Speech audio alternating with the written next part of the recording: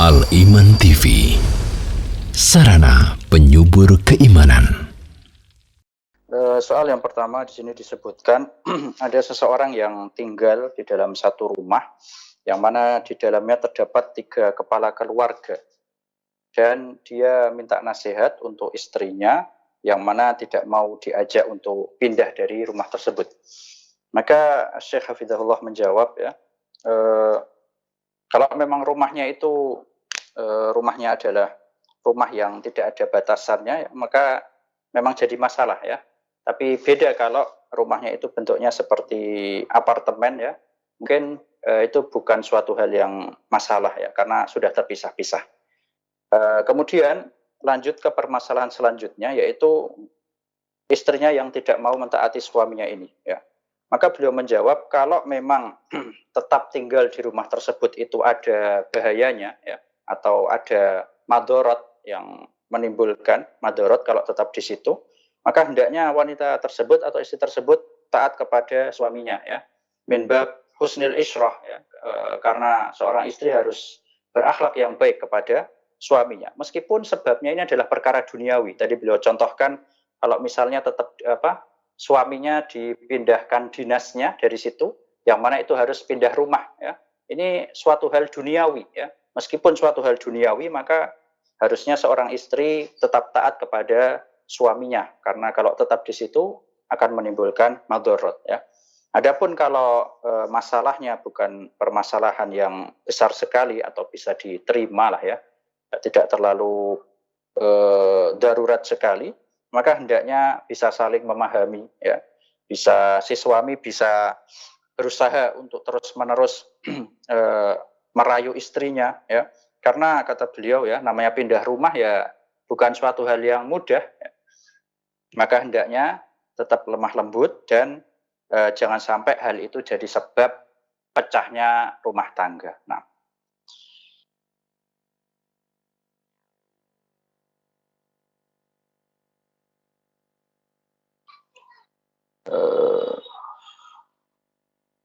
ahsanallahu ilaikum.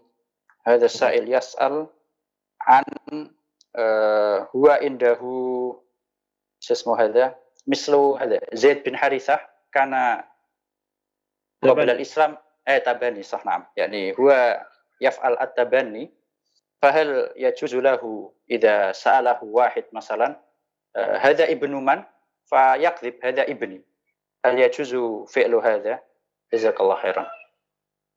لا يجوز.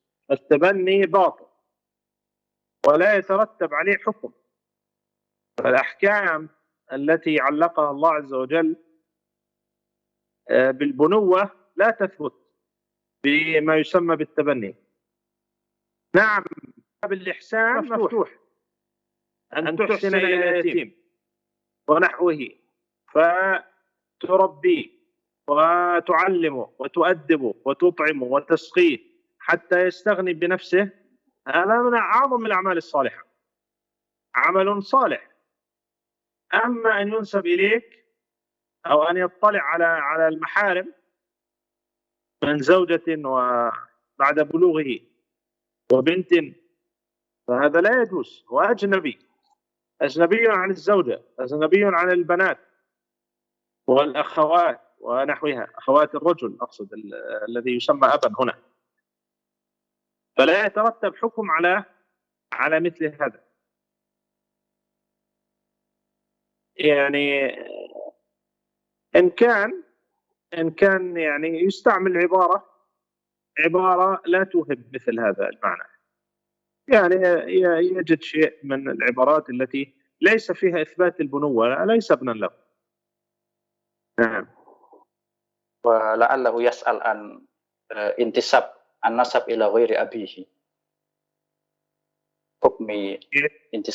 حكم انتساب النسب إلى غير أبيه. لا يجوز أن ينسب الولد إلى غير أبيه من المعينين من المعروفين، ولكن ينسب من لم يعرف نسبه، ينسب نسبة عامة غير معينة، يقال عبد الله بن عبد الرحمن أو عبد الله بن عبد العزيز، وهكذا، يعني اسم يصدق على كل مسلم. ولا ينسبه إلى قبيلة من القبائل المعروفة، لا يجوز أن ينسب إلى غير قبيلته. هذا فيه وعيد شديد، من كبائر الذنوب هذا، أن ينسب إلى غير قومه. وإنما كما قلنا يسمى إن لم يكن معروف الاسم يسمى بالأسماء المعبدة ونحوها. Nah, jazakallah khairan. Soal selanjutnya disebutkan, apakah boleh berbohong tentang masalah anak asuh ya. Jadi ada seorang yang merawat anak asuh, kemudian tatkala ditanya ini anaknya siapa, dia jawab ini adalah anak kami ya. Jadi dinisbatkan bahwasanya orang tuanya adalah dia, padahal dia bukan orang tuanya. Apakah berbohong seperti ini tidak boleh ya? Yang pertama tadi kita tanyakan tentang hukum anak angkat ya, karena ini berkaitan erat ya. Anak angkat itu tidak boleh ya, jadi tidak menjadikan hukumnya berubah. Jadi dia tetap sebagai orang ajanib, orang asing ya. Jadi tidak merubah apapun dari hukum-hukum syar'i ya. Contohnya seperti misalnya dia nggak boleh lihat wanita-wanita yang menjadi mahram bagi si bapak asuhnya itu bukan terus jadi mahram bagi anak asuh tersebut ya. Jadi tetap seorang anak tersebut meskipun diasuh dari kecil atau diangkat sebagai anak angkat dari kecil, itu tidak merubah hukum-hukum Islam dan dia hukumnya tetap sebagai orang asing, bukan terus berubah jadi anaknya ya. Seperti itu. Terus kemudian tadi kita tanyakan juga tentang menisbatkan seseorang dengan nasab yang bukan miliknya ya, maka beliau menjawab nggak boleh ya. Jadi kalau memang ya, jadi hukum asalnya tidak boleh, dan kalau memang harus dinasabkan ya, dan dia nggak tahu misalnya nama bapaknya siapa, maka bisa dinasabkan dengan nama-nama yang itu bisa dijadikan nama oleh seorang muslim ya. Jadi misalnya nama anaknya Muhammad ya, maka bisa Muhammad bin Abdillah ya, karena semua orang bisa pakai nama Abdullah, karena kita semua kan Abdullah ya kan, hamba Allah, atau Muhammad bin Abdurrahman, Muhammad bin Abdul Aziz. Jadi pakai dinisbatkan ke nama-nama yang di situ ada abdunya ya, jadi hamba Allah, karena kita semua adalah hamba Allah ya. Jadi kalau memang tidak diketahui bapaknya ya, seperti itu, dan tidak boleh menisbatkan ya secara sengaja kepada yang bukan bapaknya ya, dan itu ada ancamannya keras kata beliau. Jazakallah khairan.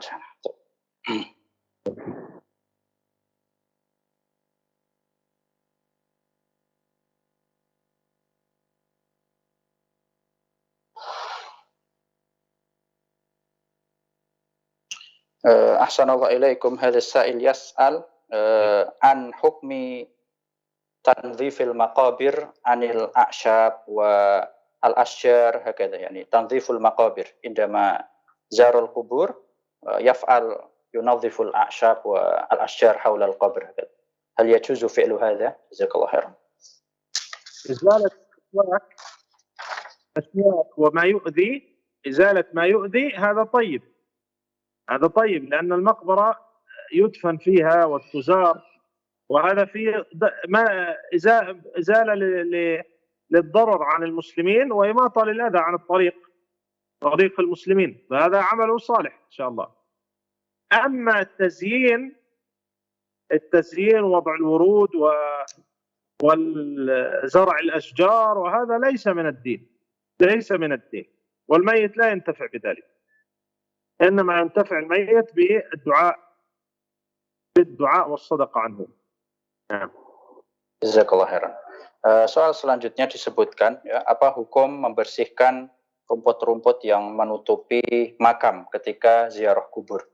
Maka Asy-Syafidahullah menjawab ya, ini perbuatan yang bagus ya, dan di dalamnya terdapat atau masuk ke dalam izalatud darar ya, menghilangkan bahaya atau madarat, dan imatatul adza anit thariq, yaitu menyingkirkan gangguan dari jalan ya. Misalnya di jalan sekitar makam kuburan tersebut ada rumput-rumput, maka bagus kalau dia hilangkan ya.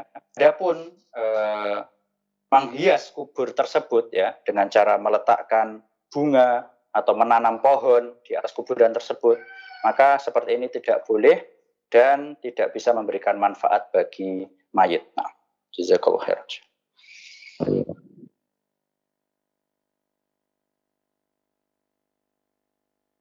Ahsanallahu ilaikum. Hadha sa'il yas'al an al-ajr alladhi amilahu al-ibn, hal hadha al-ajr yani yasilu ila walidayhi wa in kana al-ibn la yanwi bi hadzal amal ayusal hadzal ajr ila walidayhi. Jazakallahu khairan. الآن ما كان الأبوان سببا فيه فإنه يصل إليهما بالتسبب والدعوة. من دعا إلى هدى كان له الأجر مثل أجره. يعني علماه الصلاة، علماه قيام الليل، علماه الصدقة، فهما سببان في ذلك. ومما يصل ومما ينفع الوالدين الاستغفار. يأتي الرجل كما صح في الحديث فيقول رب أن لي هذا، أن لي هذا من الأجور والثواب، قال باستغفار ولدك، باستغفار ولدك لك، باستغفار ولدك لك. فقول الابن اللهم اغفر لي ولوالدي ودعاءه بالرحمة لوالديه ينفعهما رحمة وثوابا.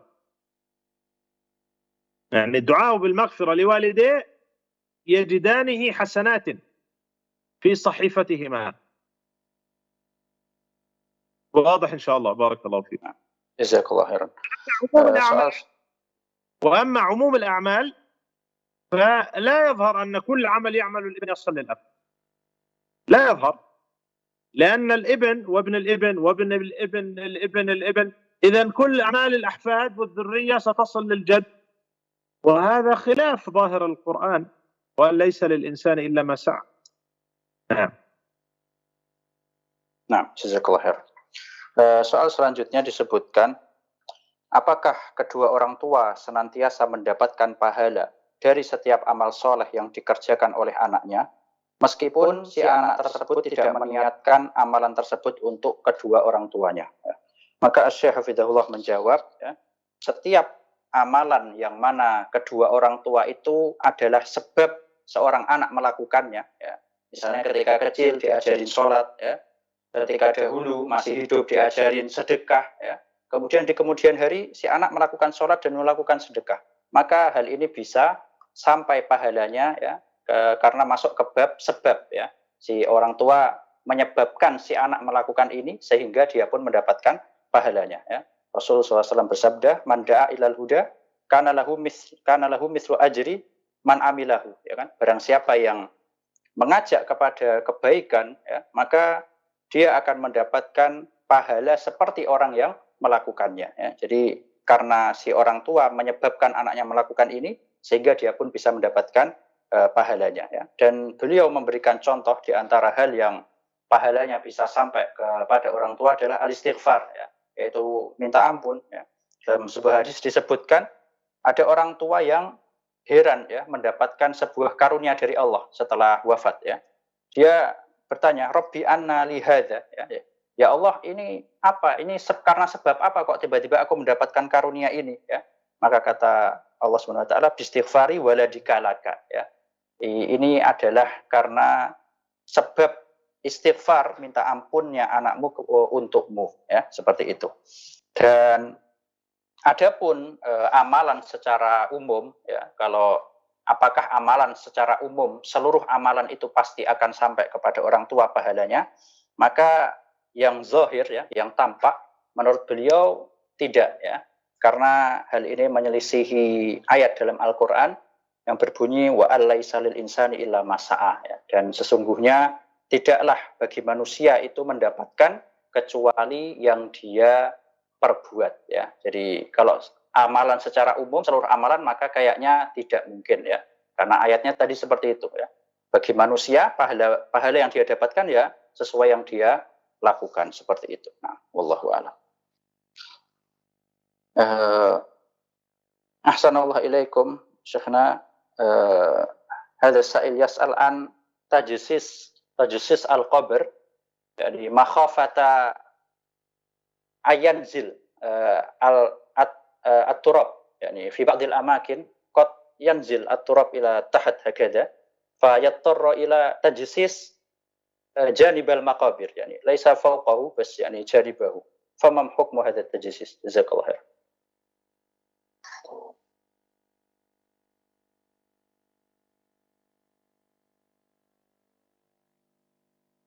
Suaranya.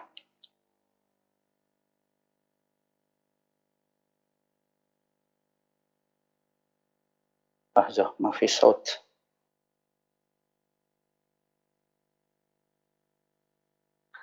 بارك الله فيك. الصوت جيد الآن؟ خلاص نعم خلاص جزاك الله خير. نهى رسول الله صلى الله عليه وسلم عن أن يبنى على القبر وأن يقعد عليه، فالنهي صريح في النهي عن البناء على القبور. طبعا هنا وضع المادة هذا الإسمنت، تقصد الإسمنت؟ نعم. الإسمنت إذا كان القبر يخشى عليه الانهيار، نعم، أو يخشى من أكل السباع للميت في قبره، فإنه يجعل شيء يمنع أو يحفظ الميت بقدر ما يحفظ الميت فقط، لا يزاد على ذلك، لا يزاد على ذلك، بل يقتصر على المطلوب فقط. إذا كان الحافة الحواف تكفي يكفي، يعني يجعل شيء، وهو طول القبر يكون شبر أصلا، يعني شبر، فلو وضع هنا حول الحافة حول الجوانب يكفي إن شاء الله. ما في داعي يبني فوقه ما في داعي البناء فوق القبر، وإنما في جوانبه يكفي إن شاء الله. Jazakallah khair. Soal selanjutnya disebutkan apa hukumnya membangun samping kuburan ya, samping makam ya, samping-sampingnya saja dibangun, dicor menggunakan semen, yang mana dikhawatirkan kalau tidak seperti itu tanahnya akan ambles ya, akan masuk ke dalam ya. Maka Syekh Hafizahullah menjawab ya, pada asalnya membangun di atas kuburan itu dilarang oleh Rasulullah Sallallahu Alaihi Wasallam ya. Dalam sebuah hadis disebutkan Rasulullah SAW melarang dari membangun di atas kuburan ya. Tapi kalau memang ditakutkan ya, kalau tidak dilakukan seperti itu, dicor pinggir-pinggirnya itu ya, dikhawatirkan kuburannya akan ambles atau dimakan hewan buas, maka dilakukan sebatas yang diperlukan ya. Kalau yang diperlukan itu cuman sebatas yang di sekitar lubangnya ya, yaitu di pinggir-pinggirnya saja, maka silahkan ya, tidak perlu membangun sampai atasnya. Kemudian beliau juga memberikan catatan jangan sampai lebih dari sejengkal ya, jadi tingginya jangan sampai lebih dari sejengkal. Maka kalau alasannya karena sebab itu, insya Allah tidak apa-apa. Wallahu a'lam. أذن عندنا ممكن نكتفي بسؤال؟ يعني سؤال واحد كمان ولا خلصتم؟ لا ما في بأس، سؤال واحد إن شاء الله. طيب جزاك الله خير. أحسن الله إليكم. هذا السائل يسأل عن كيفية الدعوة لوالدين، هذان الوالدين يسكنان في بيئة يعني لا تعرف السنة، يعني بيئة عامة، وما زالت يعملون العادة البدعية والشركية، وكذلك الإشكال هذان الوالدان لا يستطيع أن يقرأ ولا يكتب. نعم جزاك الله خير. هو يقيم معهما؟ هل يقيم معهما؟ لا هو يعني يتباعدان. يعني لا، يعني من حق الوالدين أن يدعوهما إلى التوحيد والسنة، وهذا من أعظم البر، هذا من البر الواجب، فينبغي له أن يعتني بهذا الأمر وأن يترفق بهما وأن يجعل نصيبا له من دعوتهما إذا زارهما أو يتعاهدهما بالزيارة، لأنهما إذا مات على ذلك سيندم غدا، سيحزن ويندم ويشعر بالتقصير في دعوة والديه. من أشد ما يكون على الإنسان أن يموت حبيبه أو قريبه على غير الهدى، أشد ما يكون. هذا من أعظم الضيق والبلاء فالإنسان يجتهد أن لا يقع ذلك ويبذل الأسباب.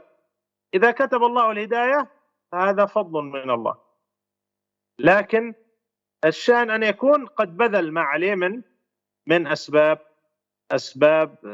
إخراج الناس من الظلمات إلى النور.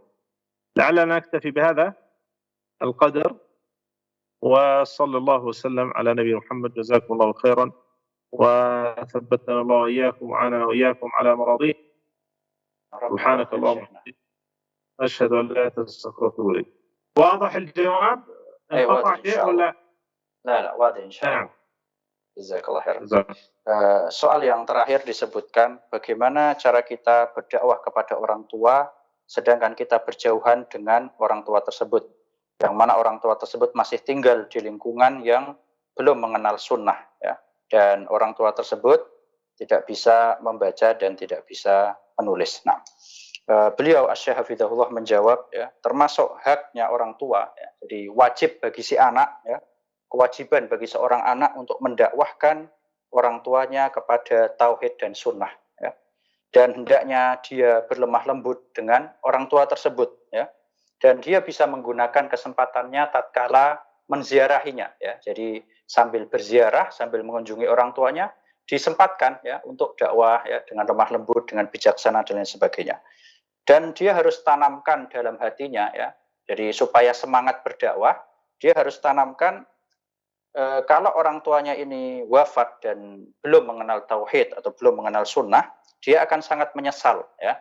Karena termasuk penyesalan yang sangat akan dirasakan oleh seseorang, yaitu seorang yang dicintainya itu wafat dalam keadaan tidak mengenal petunjuk, ya. Jadi jangan sampai ke depannya seperti ini, ya. Jadi supaya si anak ini semangat berdakwah, tanamkan dalam hatinya kalau dakwah ini tidak sukses maka dia akan sangat menyesal sekali, ya.